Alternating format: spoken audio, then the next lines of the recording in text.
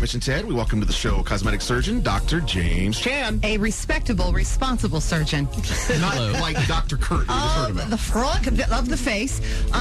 What's happening now? Oh, but Dr. James Chan, we should say, is he's a renowned facial plastic surgeon. He's also an ear, nose, and throat doctor, so he knows the medicalness behind everything that goes on with the face. But he's also an artist, and his medium is plastic surgery. Yeah. And so he's done a lot of studying on the science of what constitutes beauty, what makes people beautiful. What do we, when we look at someone and we collectively empirically agree that is a beautiful person, what are the qualities that we're seeing that make us think that way? What do you have to say about that? So it boils down to looking at proportions and how your face is proportioned and what makes things look good, symmetry, and things that are balanced. And really that's what it comes down to. So when we make somebody look better, we're not trying to change who they are or make them look like somebody else. We're just trying to make them look better with what they have. The most gorgeous version of themselves. Correct. Are most faces symmetrical, or is that not usually the case? No, almost all faces are asymmetric. Only Billy Idol. Correct. Really? He was touted as one of the ones that is, or at least was. I don't know. I think that time and his lifestyle has changed that symmetry somewhat. Yeah, he was often touted as one that's just like, he just is beautiful because of the way his facial features are. Except for the sneer. Ted, do you remember the movie from like the early 80s called Looker? Yes, Albert Finney.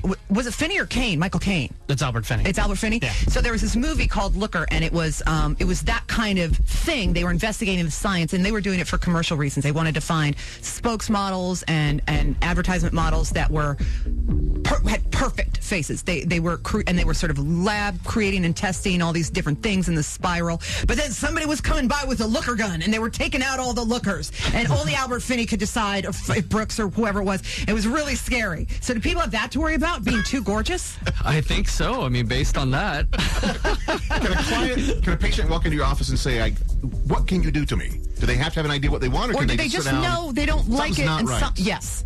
Yeah, so we get both. We get people who come in and say specifically, look, I don't like this, this particular thing. And then I have people who come in and say, I just don't feel like I look my best. What can you do? What are my options? And then what's the process? Is it a computerized scan of their face or something? First we just talk to them, kind of find out what they're looking for, and then also depending on what procedure they're looking for, like for example rhinoplasty or nose reshaping, we can do computer imaging. Pretty much anything that where you're looking at a profile shot, like double chin implants. Yeah, sometimes we can do it for liposuction of the chin. Those are things that you can do computer imaging for, at least right now with the technology we have. It's harder to do for things like facelifts and that sort of stuff. Yeah, no, it's easy. You just put your hands to the side of your face and you go like this. You take a selfie laying down. Then and then you go, make me look like this. You pull your forehead up, pull this back, be like this is what I want right here. One thing that's fantastic / exasperating about Dr. Chan, as he knows from my hanging out and meeting with him, getting facials from Elaine Lightbourne, is a wonderful esthetician. He will refuse things that you don't need. It's very frustrating. Like you'll go in, you'll be like, Doc, so I want this in my mouth, and I want this, and I want this, and this, and he's like, well, no, because that's ridiculous, and you don't actually need it. I'm like, yes, but I want it. I want to pay for it and buy it. He'll be like, nope, I'm sorry, and I'm like, dang, scruples, ethics.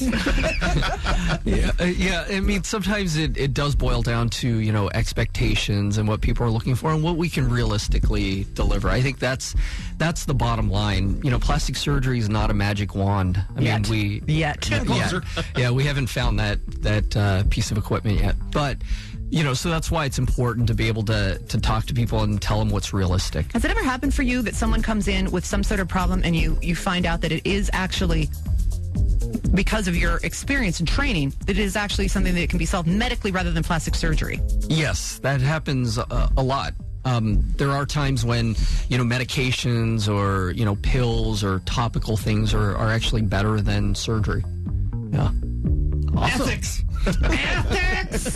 You can find out more about the science of beauty and how to be the most gorgeous version of yourself by checking out Dr. Chan's website, scheduling a consultation or signing up for his newsletter, which has all the latest discussions and revelations about what's new in the surgical and non-surgical world. He answers some questions that are very common. Find out all this information and more by going to drjameschan.com or if it's Reviance Portland. Reviance Portland. That's the spa side, Correct. the medical spa. It's right in there, though. It's real good. All good stuff.